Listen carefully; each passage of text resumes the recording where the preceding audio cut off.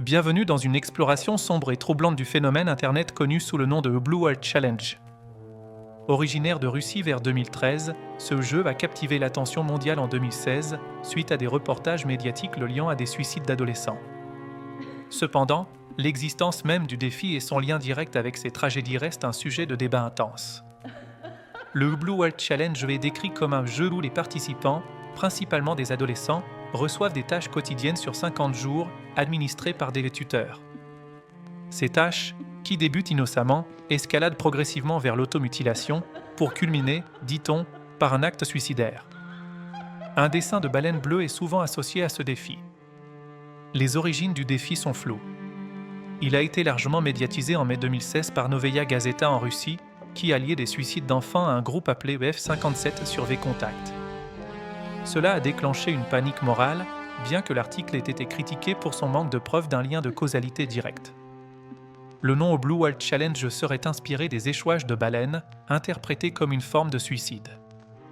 Les participants seraient contactés par un tuteur via les réseaux sociaux et se verraient attribuer des défis quotidiens de plus en plus dangereux. Ces tâches incluraient l'automutilation, comme graver F57 sur une main ou un bras, se réveiller à 4h20 du matin pour regarder du contenu perturbant et finalement se suicider en sautant d'un immeuble élevé. De nombreux experts considèrent le Blue World Challenge comme un canular sensationnaliste. Cependant, il est reconnu qu'il a pu inspirer des actes d'automutilation imitatifs et des groupes de copycats, mettant en danger des enfants vulnérables par le cyberharcèlement et la honte en ligne. Certains rapports suggèrent que des individus exploitent la peur entourant le défi pour encourager l'automutilation.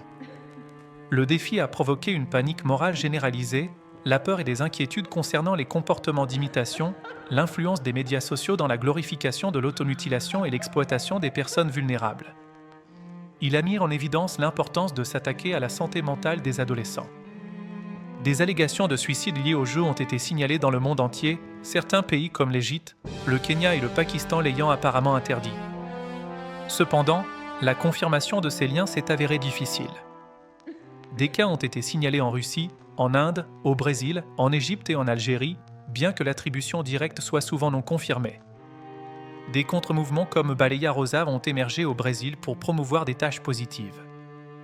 Philippe Budekin, un Russe, a été arrêté et condamné pour incitation au suicide d'adolescents en lien avec le défi, affirmant qu'il eût purifié la société. Il a été condamné à la prison pour avoir incité au mois de suicide.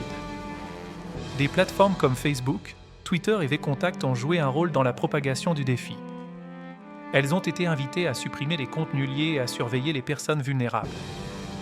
Les signes avant-coureurs potentiels incluent des changements comportementaux, une irritabilité accrue, le retrait, un état dépressif, des marques d'automutilation et un intérêt pour le défi. Il est crucial de rester vigilant et de soutenir les jeunes face aux dangers en ligne.